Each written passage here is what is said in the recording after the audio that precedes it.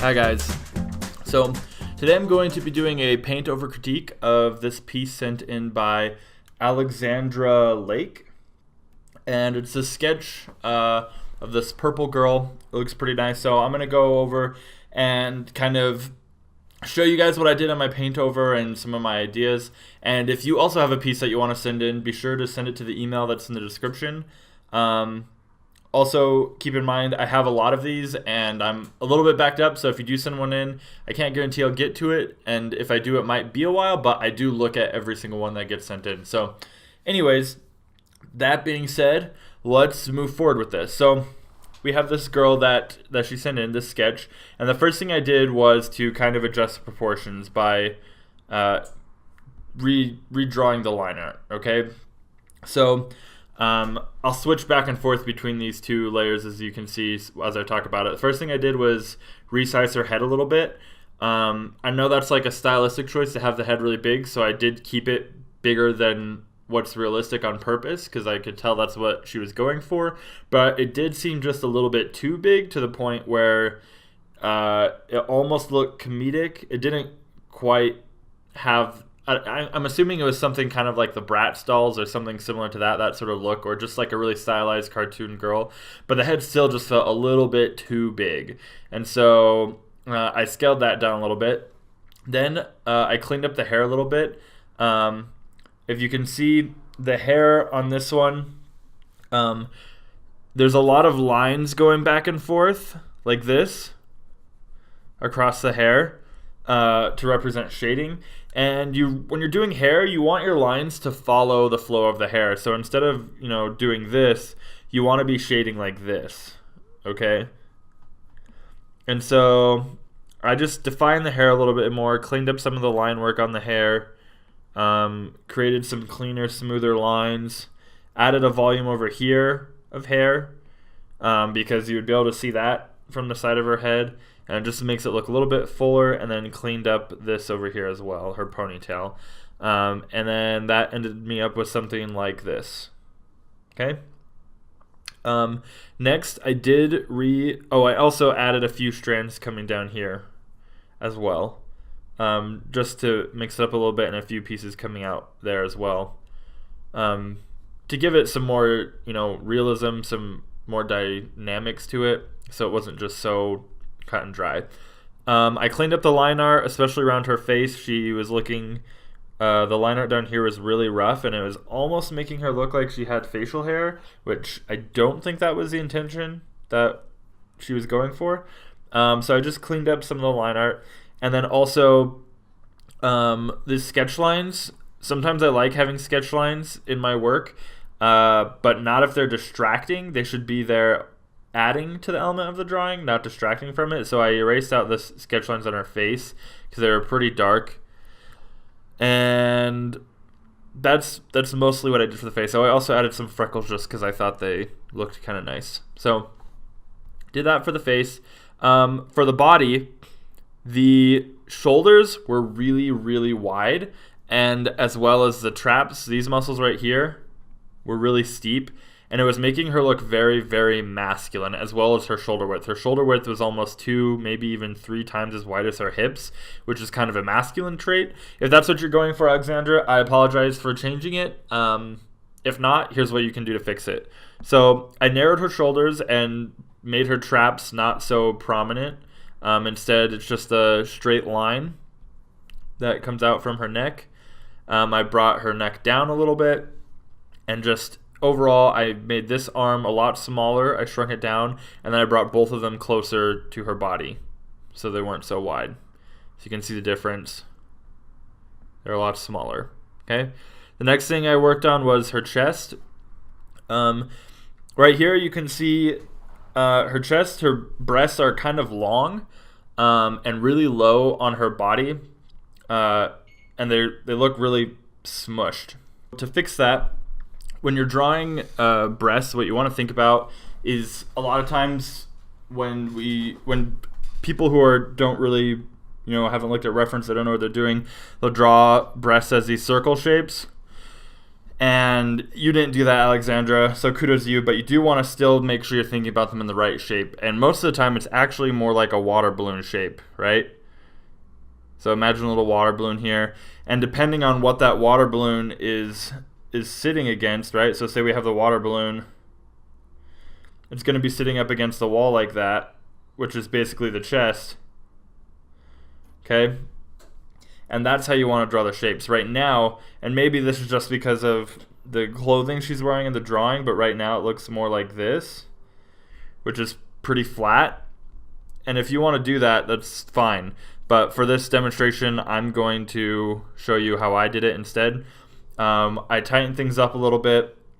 I defined the bra a little bit more and just overall brought them up a little bit higher since they did feel really low. I also added a little bit of a diaphragm here where her ribs are, and so you can see that there, and belly button. I kept the skirt pretty much the same. Okay, so that's pretty much everything I did for the drawing. I did keep most of it. I didn't change a lot of it just because Alexandra did a really good job of drawing it in the first place. So, and it looks like I accidentally erased out of this. Let's go back. Okay. So the next thing after I did the line art was to put in a flat gray background so I had something to work against. And then I went ahead and put in the flat colors. I went ahead and tried to keep a pretty similar color scheme to what she had with the purplish blue color. So I did add a little bit more warmth to the purple of her skin so it felt more real. And then I did her eyes. I want you to notice that her eyes are not straight white or even gray, okay? Because if we were to paint straight white on here, let's make sure we're on the right layer. If we were to paint straight white, it would be way, way too bright, okay? It would make her eyes look really unnatural and almost creepy, like glowing practically, right? We don't want that. So what they actually are, they're not even really gray, they're actually a purplish gray because I wanted it to match the rest of the color scheme of her body, okay? So after I did the flat colors, I did the hair as well. Okay, and then I did the bra and the skirt, and then as well as a little bit of color on her nose and her lips. For the lips, I just did a darker, more desaturated color of the skin, and then for the nose, I wanted to have a little bit more warmth and color to it, so I took the color selector, picked the color of the skin, and then I just warmed it up a little bit and brought it a little bit brighter, and then that's what I used to color her nose. Okay? Then the next thing was to add some facial banding. So I've talked about this in some of my other videos, and it's pretty subtle in this. You can barely see it, but it does make a difference. So what I did for the facial banding was, I'm going to set it to normal really quick so you can see a little bit better. I took some blue and very lightly, and I'll just get a really bright color so I can highlight things so you can see what I'm talking about. So for the cheeks, I put some red on her cheeks to warm them up.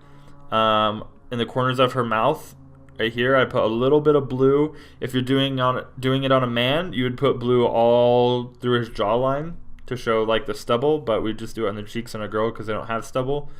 On her eyes, I did blue on top of her eyelids because this tends to be a little bit more sunken in there and the skin gets a little bit cooler. And then on her forehead, just a little bit in these spots, just a touch of yellow.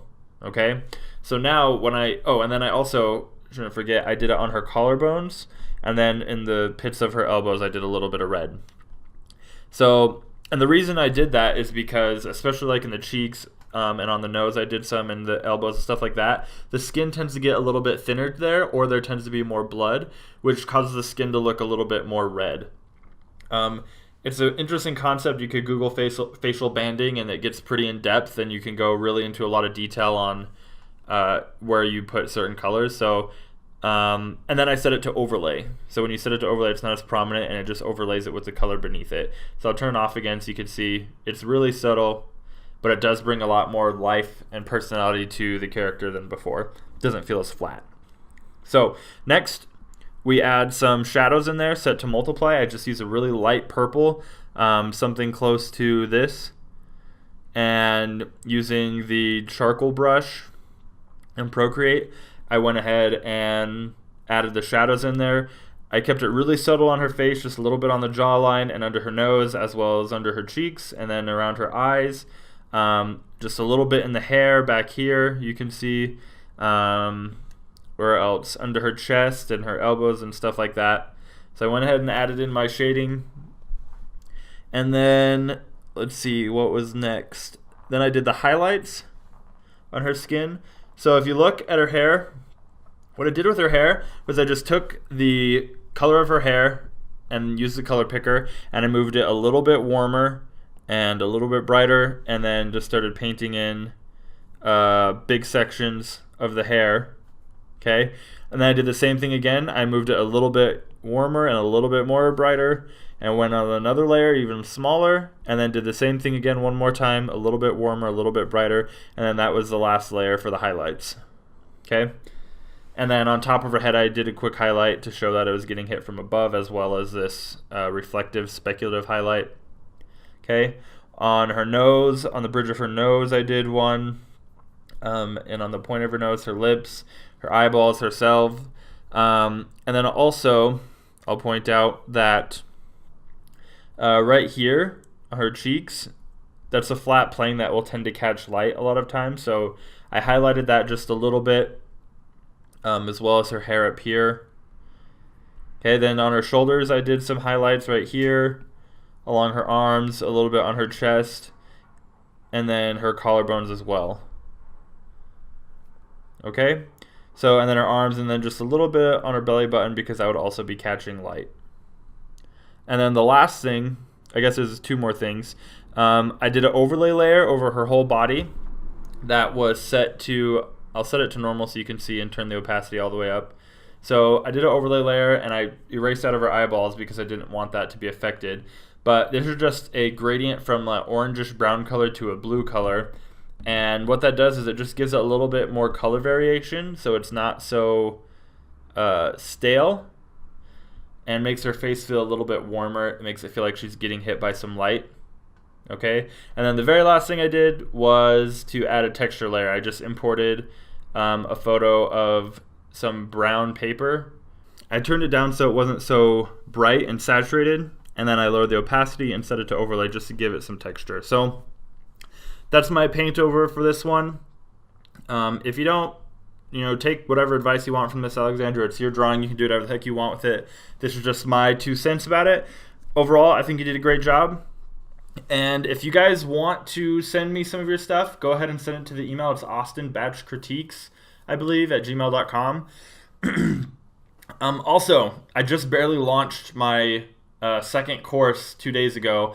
There's a 3-day sale going on right now for my YouTube subscribers where you can get it for only $15 instead of $100. It's a 9.5-hour course on creature design, and it has 40 lectures and tons of downloadable JPEGs and Photoshop documents, and it's really, really in-depth. I go over animal anatomy all the way to thumbnails, rendering, understanding the prompt, colors, patterns, all that stuff. It's really great.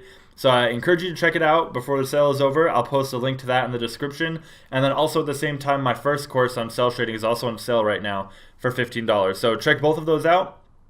And if you have any questions or any videos that you'd like to see me do tutorials on in the future, let me know in the comments section, and I'll do my best to get to those. Thanks, guys, and I hope you have a great day.